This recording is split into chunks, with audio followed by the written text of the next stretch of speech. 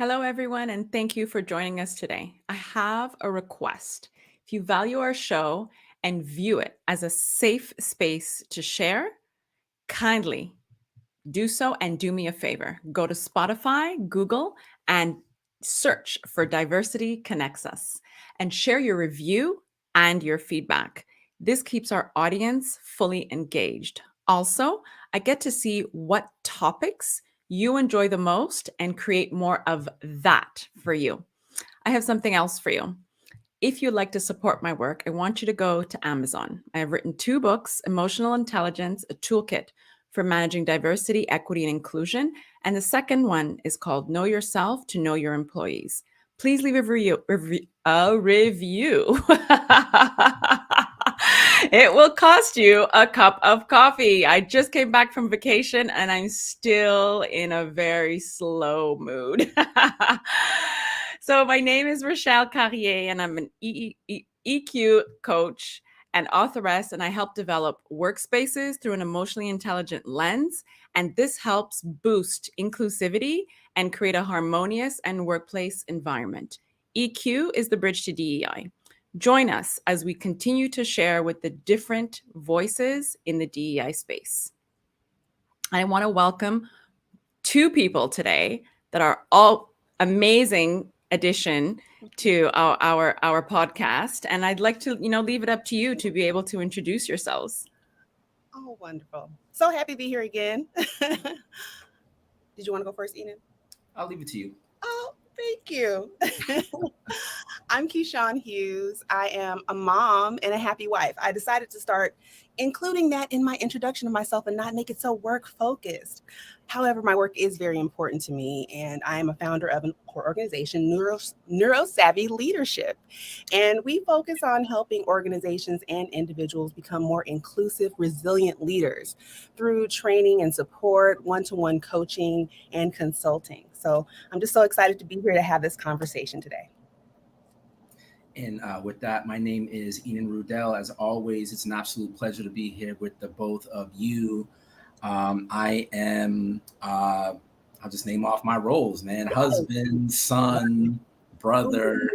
I've spent the better part of the last several years working in the space of trying to improve, or I should say, do my part to improve the human condition. So I spent a number of years working as a therapist, and in recent years, made the shift over to organizational psychology, where I've spent most of my time. And as Keyshawn noted, very excited to be here for today and ready to get into today's conversation. Oh, thank you both so much for that. When we talk about resiliency, it's the ability to rebound from setbacks. And sometimes it's often regarded as the differentiating factor between individuals who succeed and those who do not.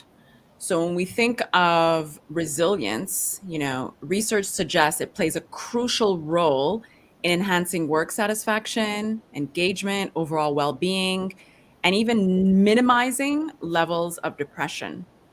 So there's also evidence, to suggest that resilience can serve as a protective factor against, physical ailments.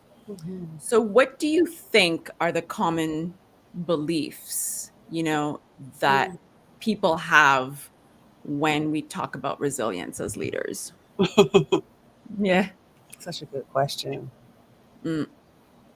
I think what comes to mind for me when I think of resiliency through the lens of leadership, it's the idea of framing the situation and making meaning of it in a way where you're able to say, okay, the conditions are less than ideal.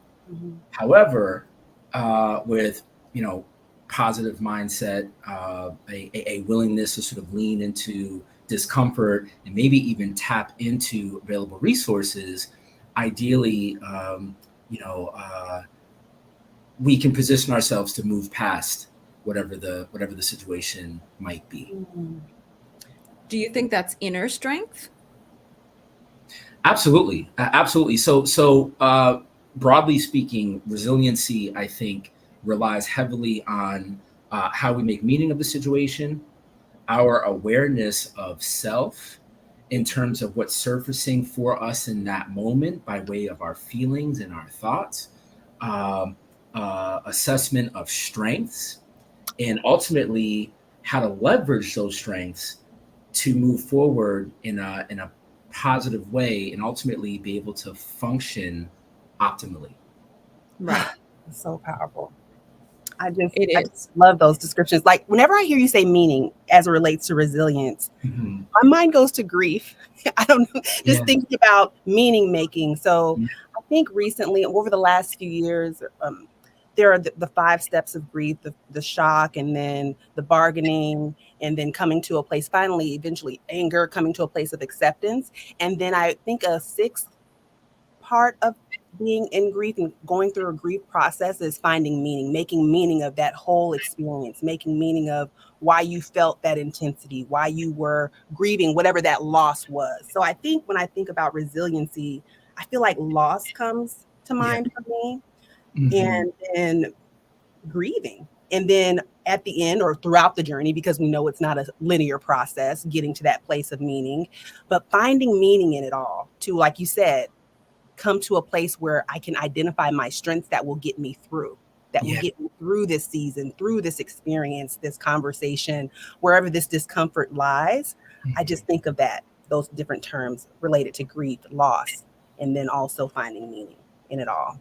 Absolutely, absolutely, and I think listening to you, a thought that I just had, Mm, we can't speak about if let me back up. If we're speaking about resiliency, hmm. then we're simultaneously acknowledging that there's something that occurred that Thank requires you. us to bounce Yes, back, right? that's what. So, That's it. so Yes. we're already beginning from a point where, in some way, we've been compromised a little bit, Mm, right? Because to accept the idea that one needs to enter into a state of resiliency is also to name the fact that we're in a less than ideal situation in that moment. there's so much power And in naming. There's so much power in Mhm. naming. Yes. Yes. yes, power, meaning, and self awareness. Yeah. Hmm. So once you're aware, then you can process it, absorb it, understand it, then make meaning of it. And then as you're making meaning of it, right, that's where we can nurture and cultivate the resilience. Because Yeah. now there was a setback, and now what am I going to do to cultivate that resilience? Mhm. Mm. Make choices. That's what came to mind. Once we Right? have this awareness and we're processing, then choices arise. They probably were always there, but we Yeah. can see them more clarity. There's more clarity available. There might be even more of a sense of courageousness, comfort, self belief, inner strength. When we're talking about that internal part of resilience that comes forward and allows us to then make, hopefully, the best choices to get through. Yeah. Right. And Yeah. those interactions, like once we once those building blocks are Mm. established, right, then the interactions in our professional settings as leaders really allow us to redefine, Mm. right, the demands and then adjust the scale of the challenges that we all encounter. Mhm. Absolutely. Yeah. Yeah, and I wonder to what degree, when we think about being resilient, do we link that to almost defiance, where we're saying, "No, I am going to stand up, and Wow. I am going to tap into my inner strength, and Right. I am going to, Mm. I'm going to do what I got to do to get either where I got to get or where I want to get, or to have this turn out favorably, whatever the situation might be. But ultimately, it does feel like on some level there is this inner, and I don't know if defiance I is the love that term because it I to me know, me too. it's like, Because I oh always see yes, defiance as a negative term, but this was spun yeah. completely differently. yes.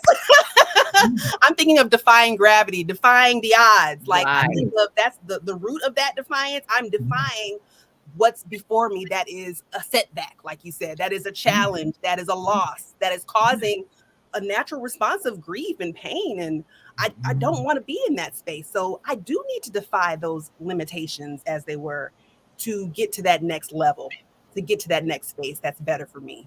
Right. Mhm. And that fuels Mm. motivation to persist. Ooh, Absolutely. yes.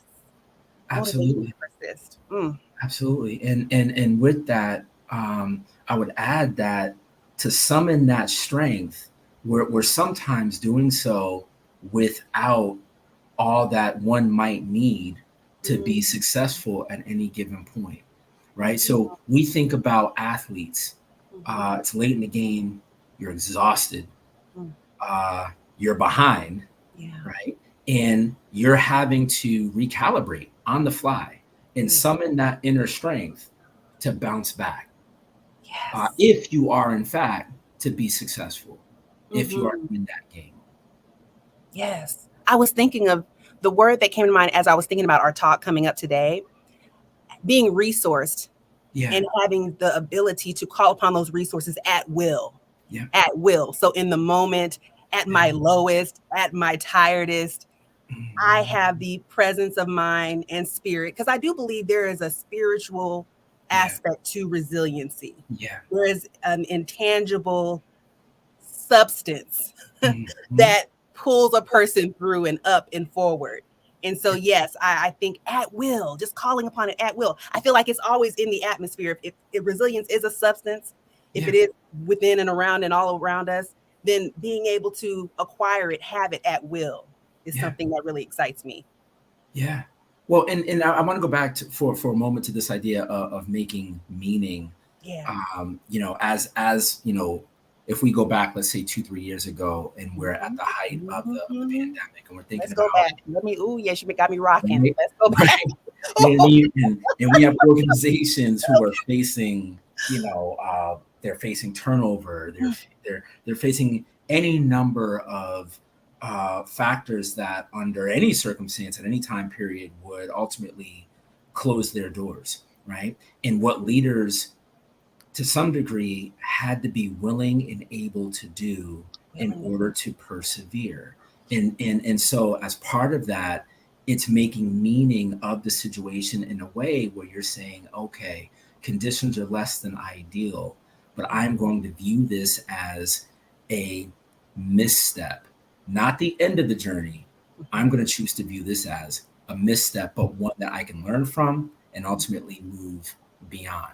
So I definitely think that there's a whole thought process attached to resiliency.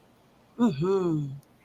It's interesting when you said the meaning of it. I think also what it reminds us of is that we need to alter our perspective. Once we've altered the expected perspective and not see it as the end all, then the resilience comes in, because then we don't feel like we failed, or we don't feel that, the objective cannot be achieved or the goal cannot be achieved. It's a stepping stone, and understanding that, especially mentioning COVID, the struggle was real for everybody. Yeah. So we weren't alone in building that resilience, right? That No. makes me think that resilience calls for collaboration, Yeah. for perspective taking, for Mhm. considering multiple perspectives.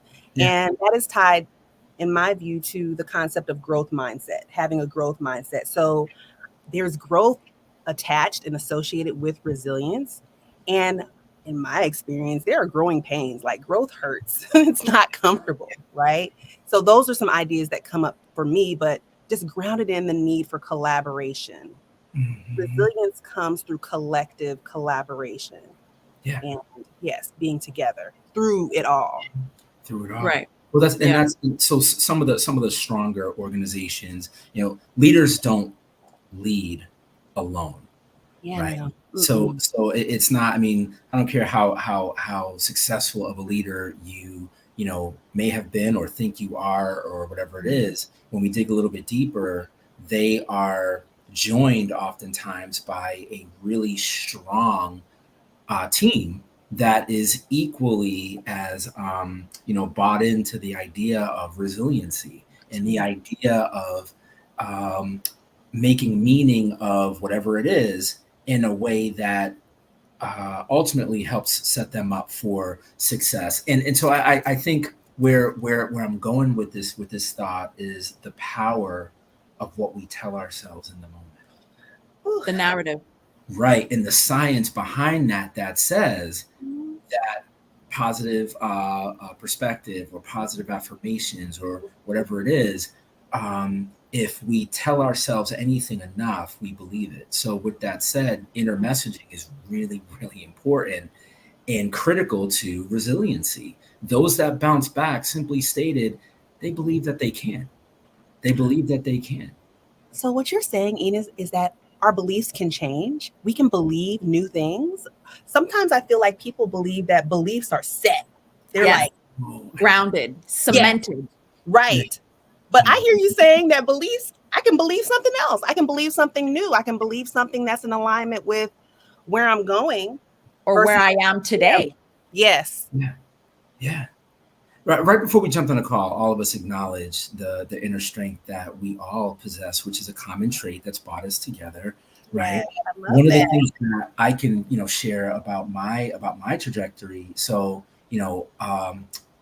kicked out of high school, the odds of starting college. In fact, I remember a guidance counselor saying to me, college was not for me.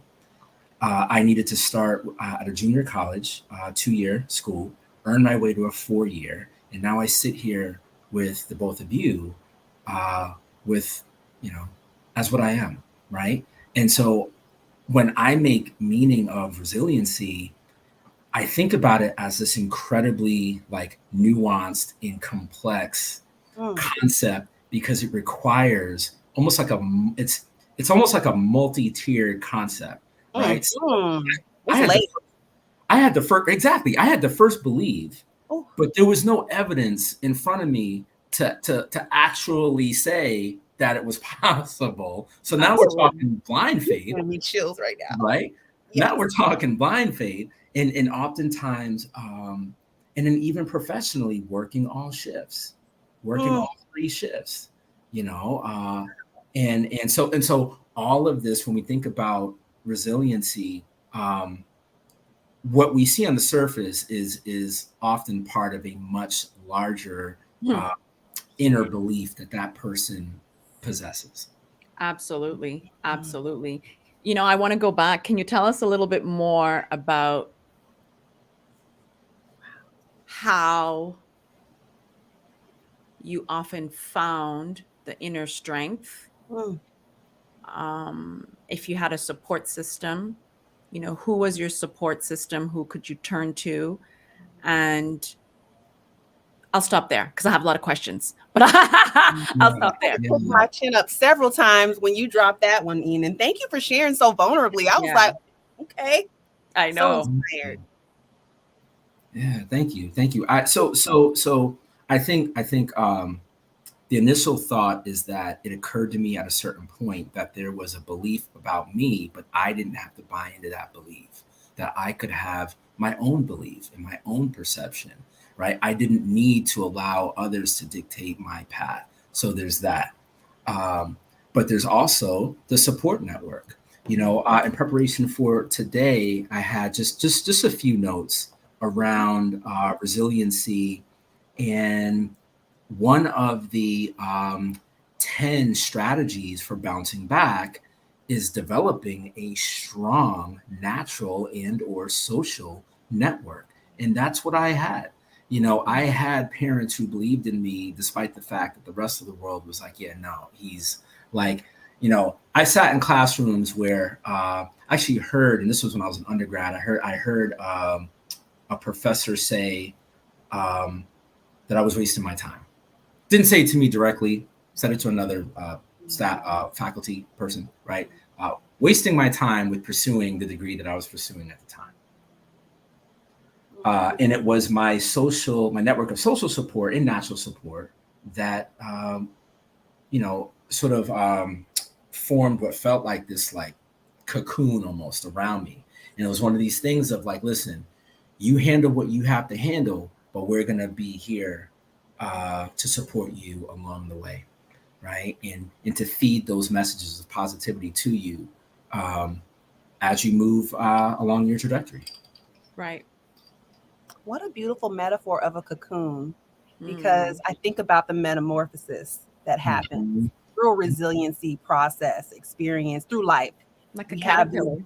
yes, you become a completely new creation, and it Mhm. must be protected. And if you open it up too soon, or if it's tampered with, you can kill the entire being, you can destroy it. And so Yeah, allowing people, being protected, cocooned, if you will, in a way that allows you to develop. yeah, yeah, Mm. absolutely. And to grow. Hmm. Just thinking about the structures of society, structures that organizations can provide to their workers, to their workforce, their employees, it can be a sort of cocoon, it can be a protective space. To have resiliency and to thrive in it, there has to be safety, psychological safety, also external safety, and just safe environments, both in sense and in experience and structure, I would say, for resiliency to be able to be tapped into and then experienced. Hmm. Because it's so beautiful when a person, when a culture, when a team is able to have an experience with resiliency. We've talked about it being connected to growth. We've talked about having to have buy-in, having someone buy in to this possibility, right? Right.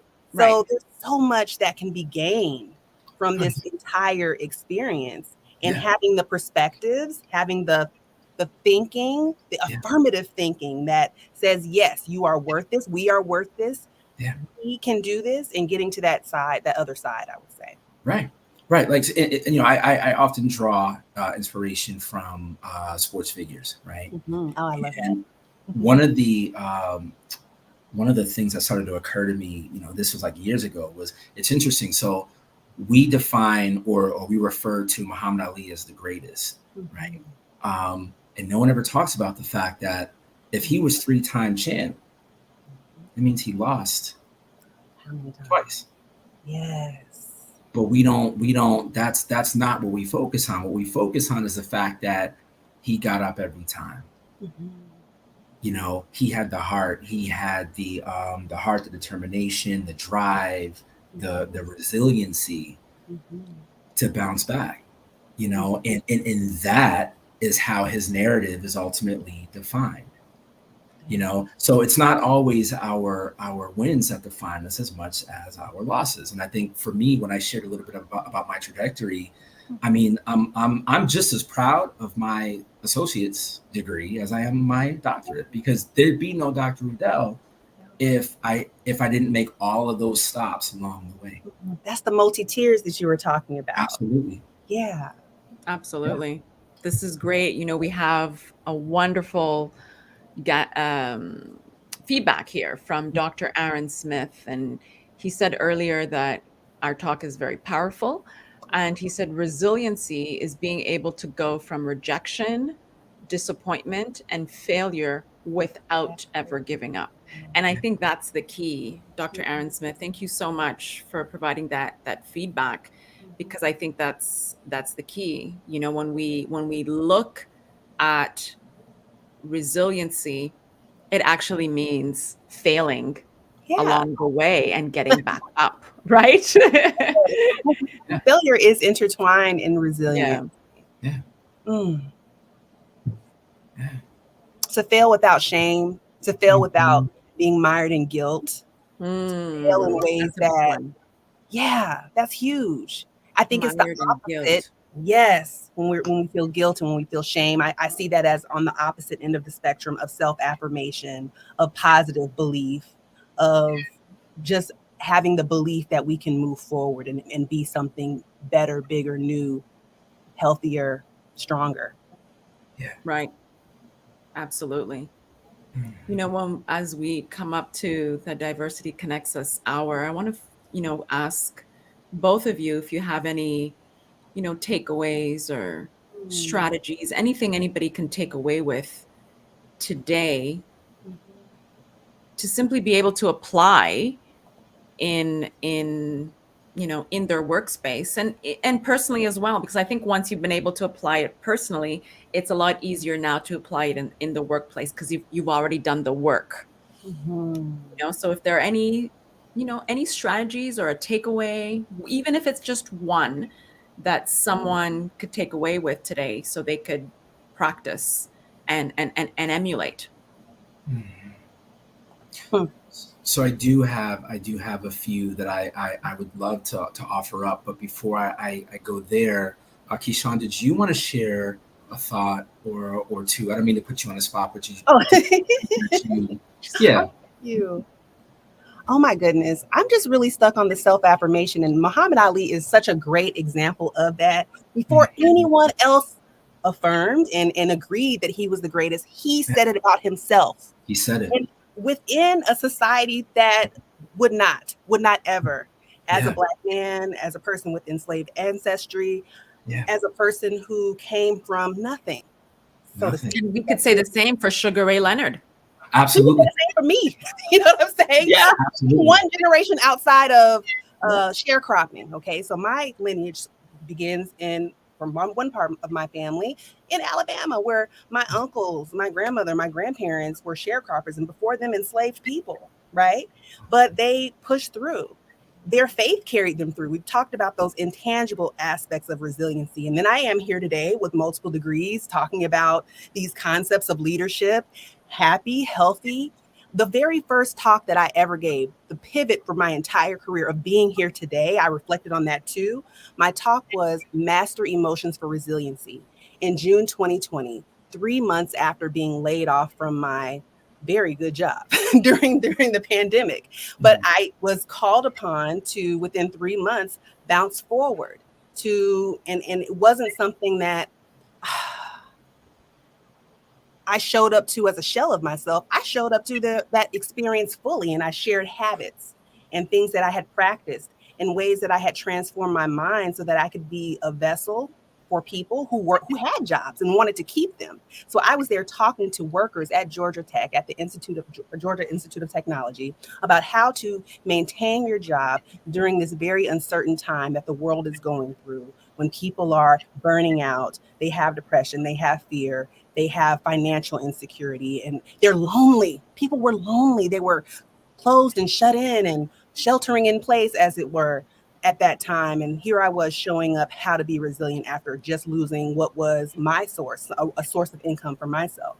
So I just think about, we need to tap into the resiliency that is within in each of us. It is a long lineage of resiliency. If you look back, you here as an individual, you can count back to the generations that came before you. As we said, it's multi-tiered, it's layered. It's literally within you. You are resilience. Resilience isn't just something that you do, it is who you are. Mhm. It's who you are. So Yeah. just show up as resilience. And it does start, and it can start in the mind, just by choosing a positive thought with yourself and expanding that and allowing it to grow, self-affirming it publicly. And then you see people tag along to the bandwagon. Then everybody calls you the greatest. Then you go down in history as the greatest, even with your multiple failures, Yep. still are known as the greatest. Hmm. Yeah. Absolutely. I agree with it all. Yeah. Yeah. And so to close us out, I can offer up.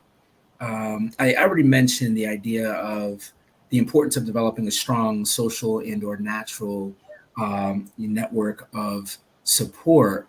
But I'm going to throw these additional 9 strategies in the mix as well. So we have finding a sense of purpose, Mm, Mm.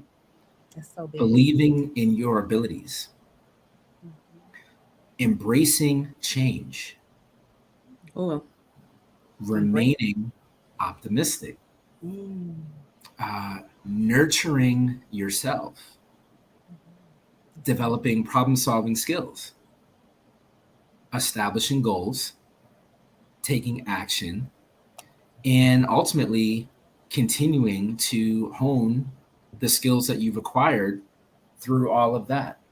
So putting that all together, now you have this toolbox and you can tap into any one of those. And so in terms of best practices and strategies, um, to dial it back, how we choose to understand the scenario that we're sitting in that in any given moment has a profound impact on the steps that we decide to take and or not take. also has a profound impact on our thought process and how we feel. So, we've spoken about this in the past, and just to sort of revisit the idea of pausing and how important it is when we are up against adversity to decide what is our next best step. And that doesn't always have to be a decision that's dictated to us. It actually begins on some level with what's going on for us internally. Is this something that we feel that we can move beyond? And if so, what does that look like? And whatever the response to that question is, that's what we embrace and use as a framework to move forward. That's so beautiful. Do you think that that's, I know we're closing, but I had one last Mhm. input. Do you think that that heavily lies with intuition? I love that. You know why I say that? And I'm getting goosebumps as I'm thinking of it. Mm, The once we pause, mm, that pause allows for that little tiny voice deep inside us I love to actually tell us in which direction, what to say, what not to say, that. what to accept, what not to accept. Should I take this interview? Should I have this conversation? That little voice just surfaces and guides you to the next steps. Mhm.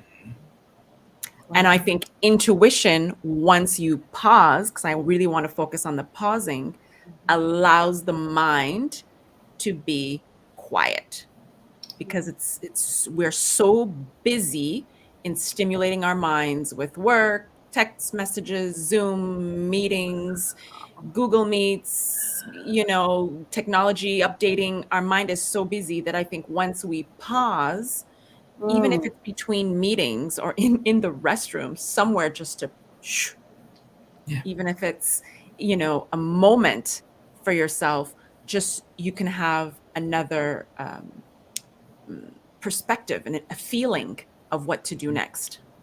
that's Yeah. beautiful. Yeah. Mm, It is. Because it's that the pausing, to your point, that makes opportunity, creates opportunity and makes space for that intuition mm, to wow. to enter in, right, and to inform our next action. Absolutely. That's so powerful. Mhm. I love the idea of pausing as expansive as opposed to contractive, because I think we think if we stop moving, if we stop doing, think Yeah. then things won't happen for us that we want to happen. But there's so Mm, much power in rest, in being intentional about our rest, and Yeah. allowing for intuition to come forward, for new ideas, creativity. You Mhm. know, when you were talking, I was thinking about, he's talking about dreaming. He's talking about imagining next steps for right. yourself. That's what I was thinking of. This is coming from the creative part of me. Problem solving is a creative exercise. Yeah. So that literal part of our brain can come online, Mhm. and we can then, but only when we are intentional about taking pauses, resting, and refueling. Yeah. Yeah. So if we were to lay out just some high level steps that folks Yeah, I love that. Yes. right, Yes, would please. be, you know so so we have, the event has just occurred, right? So Yeah. Oh, this is good. I'm writing it down. Yes. we have the event that's occurred. Mm-hmm.